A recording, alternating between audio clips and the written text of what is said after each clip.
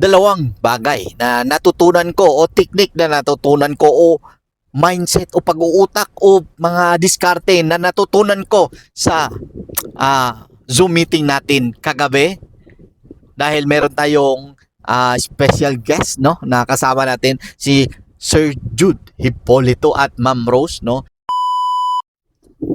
Yo, what's up? Good morning mga salon owners. Kumusta kayo dyan? Sunday ngayon at kumusta yung benta nyo ng Oktubre?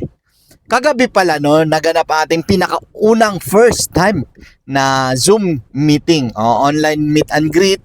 Marami tayong nakakausap, sila Sir Alex ng Usamis, Melody ng Valencia, Casmelts at ang dami pa. So, kagabi, mayroon akong isang bagay na natutunan kasi, alam nyo ba na pumasok sa Zoom meeting natin si Sir Jude at Ma'am Rose, ang may-ari ng Juro Salon at isa sa mga hinahangaan sa salon industry. Kagabi, isa sa mga natutunan ko, no, tungkol sa presyo, pagpresyo at sa quality, no?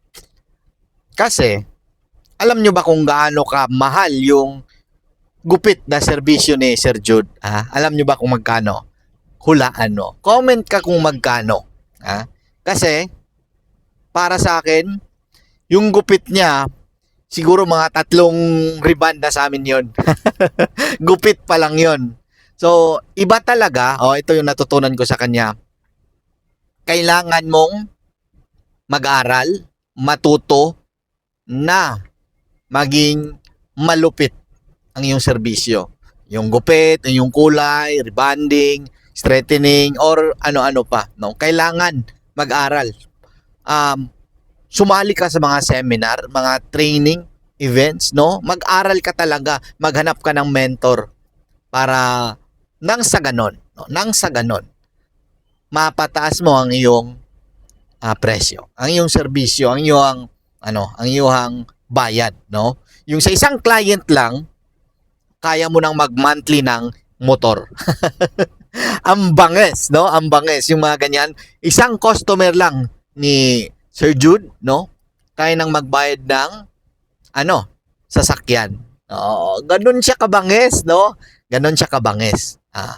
So, para sa mga salon owner o hairstylist na salon owner, wag tayong tumigil no sa pag-attend ng mga seminar, mga training at pag-aral syempre. Online ba yan? Offline ba yan?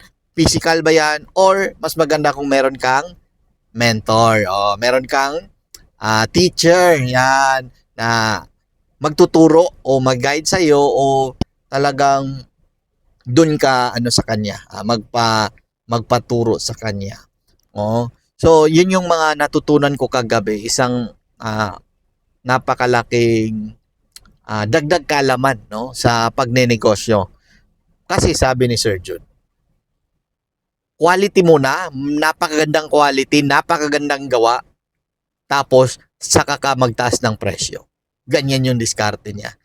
Di kalidad mo na, magaling ka dyan, alam mo sa sarili mo na magaling ka dyan, at syempre, pangalawa niyang tinuro, mindset. Mindset, nasa utak ang lahat. Nandyan lang. Yan yung mga umpisa ng lahat. Ang pag-uutak, ang pag-iisip. Ngayon, tanong ko sa iyo bilang owner ka na hairstylist. Ngayon, tatanong ko sa iyo, bakit mababa yung presyo mo? Palagay natin, senaryo. Yung presyo namin dito sa rebonding is nag-start kami ng 2,000. Ngayon, sa iyo, magkano yung rebonding nyo o services nyo o kulay nyo? Magkano? At ito yung pangalawa kong tanong sa inyo, bakit yan yung presyo mo? Bakit? Halimbawa, yung presyo mo 500 rebonding. Bakit yan? Bakit yan yung presyo mo? Bakit ganyan? Bakit napakababa? Yan. Sagutin mo yan, Kasi may tatanong pa ako sa iyo sa susunod, bakit mababa? Kasi na-realize ko na ano nga ba ang gagawin mo, no? Sa presyo. Bakit yan yung napili mong presyo? Oh, yan yung napili mo. Bakit yan lang yung bayad sa oras mo, no?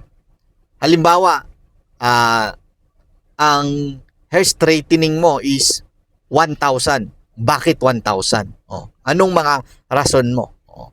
Halimbawa, yung straightening mo ngayon, hair straightening mo ngayon is 2,000 or 3,000.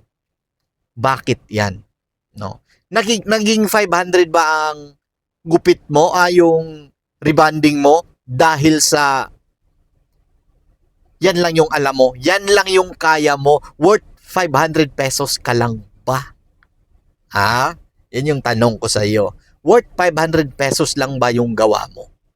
O, 'di ba? Napakabangis na katanungan 'yan. Ngayon, kung sasabihin mo sa aking hindi, no?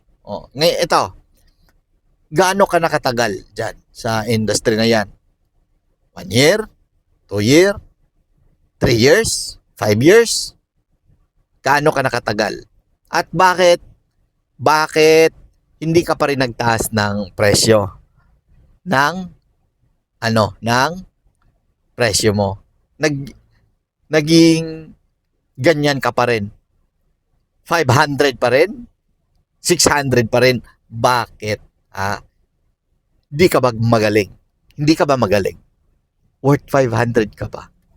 At yan lang, no? At naniniwala ako bilang salon owner na responsibilidad mo na mapalaki ang iyong salon, kumita ang iyong stylist, ang iyong mga tauhan, ang iyong mga assistant, ang iyong mga nail technician, responsibilidad mo yan. At syempre, naniniwala ko na tanging negosyante lang o entrepreneur lang ang pag-asa ng bansang Pilipinas para mabago tayo, para umunlad tayo.